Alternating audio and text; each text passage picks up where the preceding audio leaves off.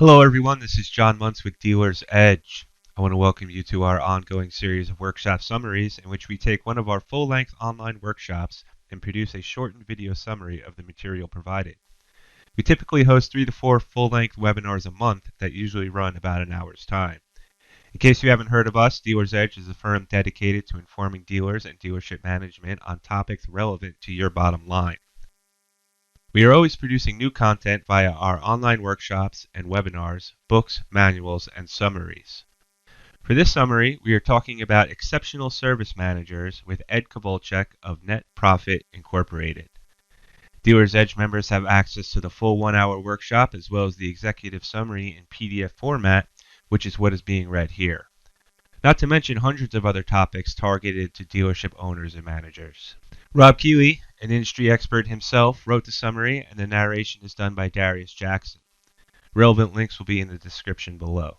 Please remember to like, comment, and subscribe to stay informed of new releases. So, all that aside, let's get into it. Dealer's Edge Executive Summary: The Habits and Practices of the Exceptional Service Manager. In 2001, a corporate strategy book by Jim C. Collins with the straightforward title, Good to Great, hit the scene. It was the culmination of a 5-year study about how good companies transform into great companies and how most fail to make the transition. So what does that have to do with fixed operations? Quite a bit, as it turns out, because the dynamics that work on a large scale for corporations are the same that separate great fixed ops managers from good ones. Fixed operations is arguably the toughest job in the dealership, and for this reason, the quality of the manager can mean the difference between high performance and profit and a money loser. So where do exceptional service managers come from? The good news is that they are not born, mostly. And motivated average managers can, with the proper guidance, develop the habits and practices that turn them into stars. Ed Kovalchek, president of Net Profit Inc., joined us to share his thoughts on the qualities and activities that define an effective service manager. Net Profit Inc. is one of the premier management consulting and training companies in the world. Specializing in the automotive industry, Net Profit has also shared many successes in other industries, such as power equipment, recreational vehicles, and heavy machinery. Founded in 1979 by Ed J. Kovalchek, Net Profit has served thousands of automobile dealerships and virtually every auto manufacturer. This report is a summary of Ed's comments and suggestions. If your actions inspire others to dream more, learn more, do more, and become more, you are a leader. John Quincy Adams. There is a distinct difference between a common manager and a true leader. There are leaders in the service management field and a select few who excel beyond just good and acceptable. These winners set an aggressive pace for continuing accomplishment, and their people would gladly go to the mat for them. What do they do that creates such a winning environment? Today in this workshop, Ed examines exactly that. Service management is arguably the most sophisticated job in an automotive dealership, and in some ways, the most important, particularly when it comes to customer retention. For over 35 years, Ed has closely examined how leaders approach the complex issues of management, how they conduct daily business, and most importantly, how they lead their people to maximum success. He places most service managers in one of 3 general categories, which he calls 1. The winner, making it happen, today's subject. 2. The tie game, maintainer, no drive to improve. 3. The loser, 'cause I said so person, gruff and argumentative, independent and argumentative. The winner gets it done, Dan. This is an enthusiastic and aggressive manager who continually inspires and leads his or her subordinates and is continually seeking a better way.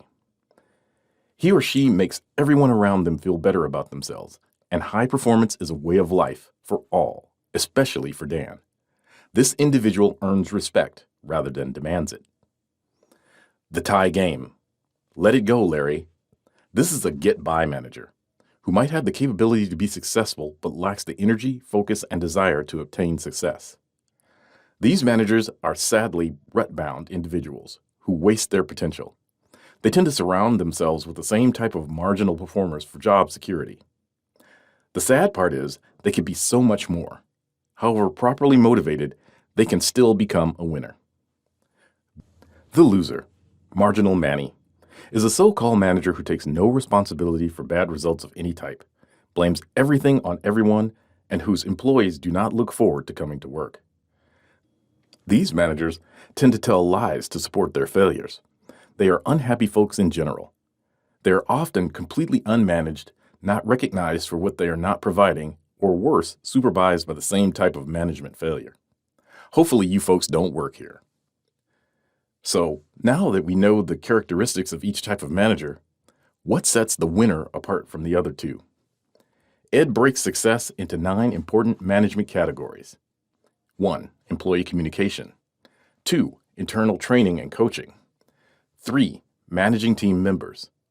4. Marketing and merchandising the department. 5. Relationships with other managers. 6. Facility management and upkeep.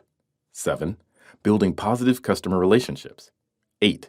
Setting and attaining financial objectives. 9. Knowing how and when to celebrate success. Communication. The very best managers are great communicators. Every employee knows where he or she stands based on both informal and formal communication processes.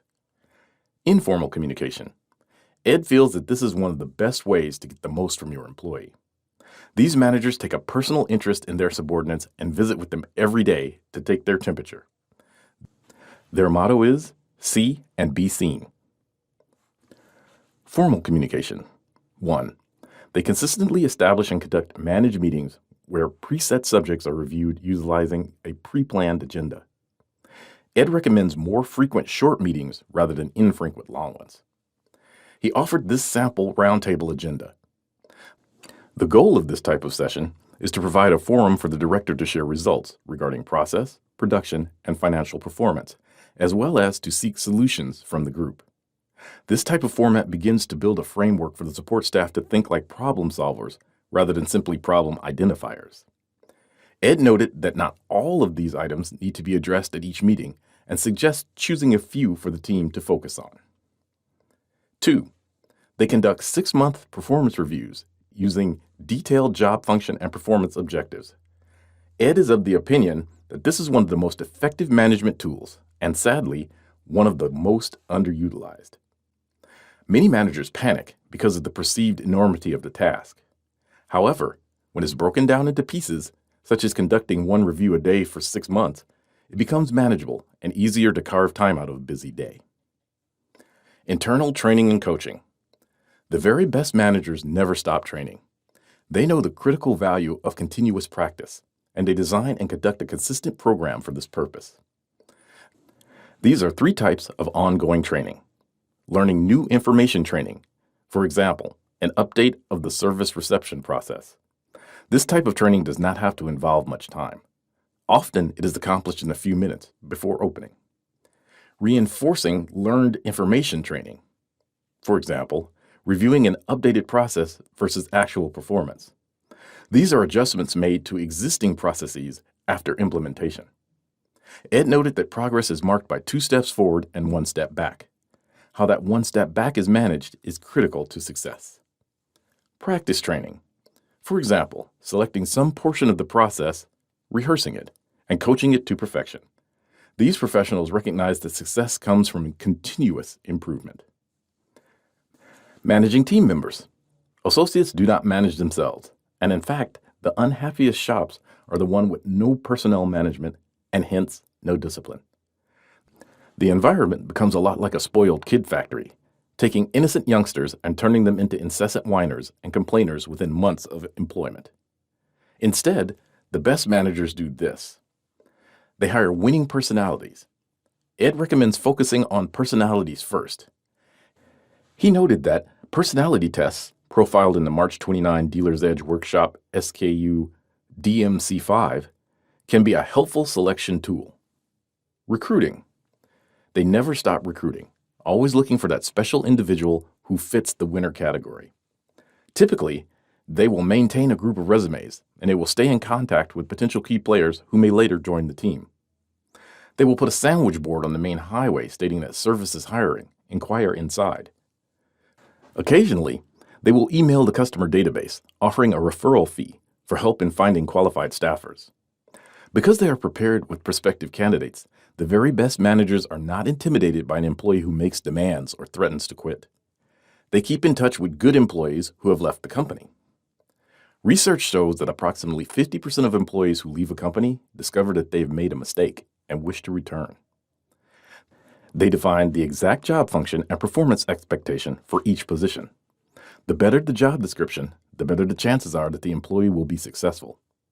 It also provides an effective training platform.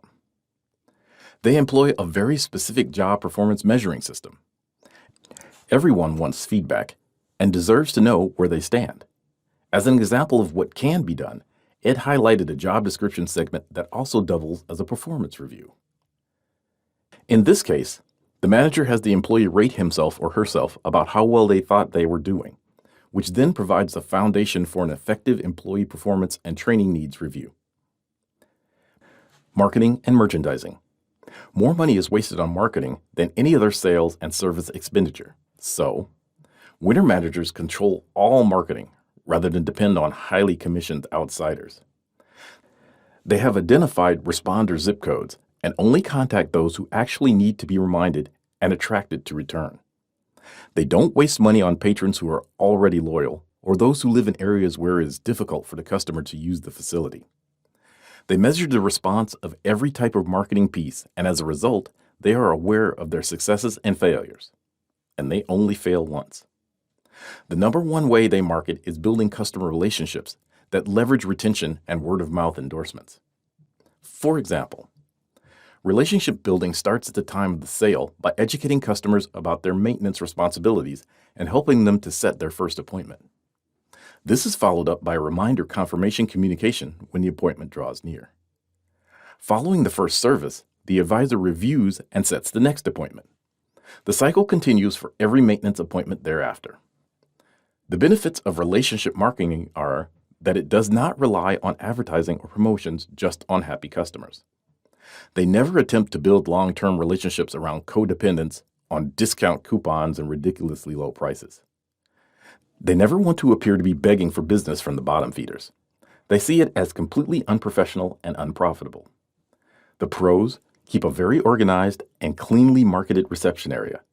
Signage is clear, and it features everyday low prices for important service packages and common individual items. Ed offered this example of everyday low pricing. Ed highlighted how this ad contains an integrated sales strategy with a built-in rotor upsell and financing available to help counter price objections. Pricing is always competitive and shopped every 6 months, so that when a customer asks for a discount, the reception staff can say, "Good news, the prices are already discounted. You don't need a coupon here." Highly discounted coupons are perceived as proof that you are overpriced. Many managers post their pricing along with the competition to show that their pricing is fair, which is all that most consumers are looking for. The transparent pricing comparison is just as important for communicating value to employees. Relationships with other managers. Even though the parts manager and the controller are tedious grouches, the used car manager demands everything for nothing, and the new car manager is oblivious to the world and a bit of a drama queen. This winner supervisor takes the high road in their everyday relationships. The pro knows what's best for the company overall, as well as his or her department. No situations are only about themselves. It's always about the team, and they receive respect from others whether they are liked or not. They get the fact that useless barbs between departments are a waste of time. Facility and equipment management. The winner develops and executes a maintenance schedule for all equipment and facility-related items. A facility and equipment audit and self-review of the OSHA rules is regularly performed. Everyone entering the shop is wearing safety glasses, and rules are not bent for protesters and/or idiots. Reaction to facility and equipment needs is quick. All service contractor information is accurate and maintained for quick reference. Tech break areas, tech locker rooms, and work areas are kept spotless by everyone, or else. In spite of the complaining, staff members are proud to work in such an environment. Building positive customer relationships. Everyone knows their weekly pay is generated from customers, not from the company, and they know the value of every customer relationship. However, In no situation is an abusive customer allowed to cause a ruckus, which affects other loyal patrons or employees. No means no in his or her department, and rules aren't bent for constant complainers who can never be satisfied. Setting and attaining financial objectives. These executives know what it takes to make a profit, and that the only way to be successful is to closely manage shop output tech by tech. Each tech has a daily flat rate hour objective to generate the gross profit needed to cover the expense of their stalls.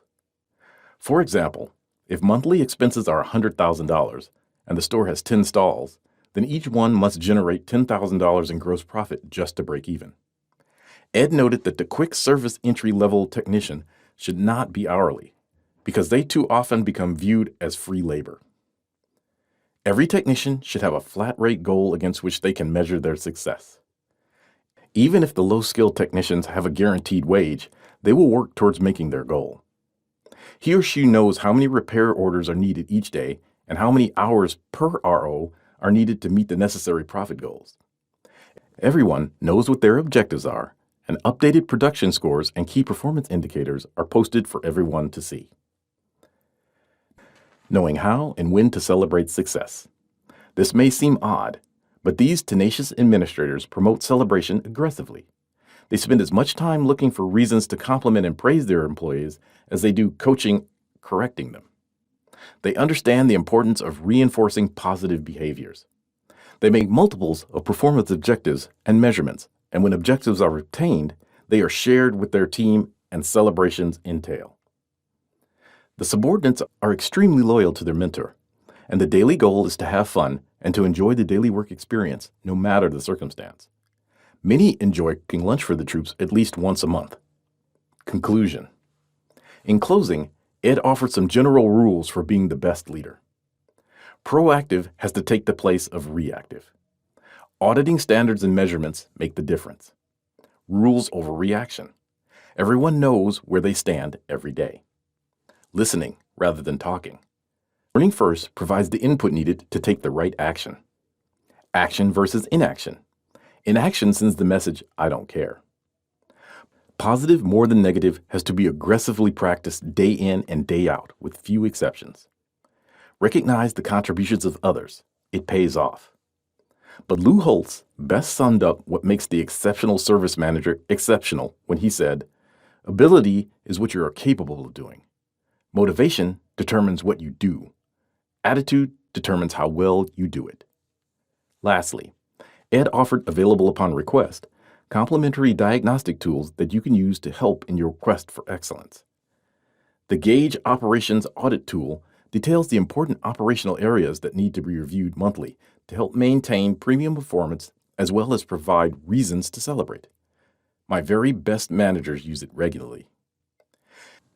He also offered to include an Excel workbook that you can use to analyze your 5 vitals, which create service profit. If you are interested in these books, just email Ed at ed@netprofitgroup.com and put on the subject line, "Gotta get a grip." Send that garage ops audit, dude. Okay, that's going to do it. Again, this was just a summary of the material provided. The full workshop goes into much more detail. Please check out Ed Kowalczyk at netprofitgroup.com. Our writer Rob Keeley's information can be found at fixedopsolutions360.com.